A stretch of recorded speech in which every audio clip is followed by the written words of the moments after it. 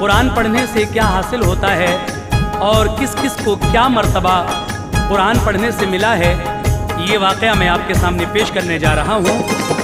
अहले अरब की दोस्त तो अरबी ज़ुबान है, अरबी ज़ुबान में इसलिए आया कुरान है। कुरान क्या है साहिबे कुरान से पूछो, और साहिबे कुरान को रहमान से पूछो।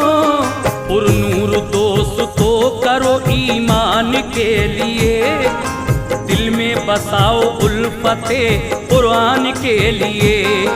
कुरान है एक ज़ाबता इस्लाम दीन का, कुरान आला नूर है दीने मुबीन का।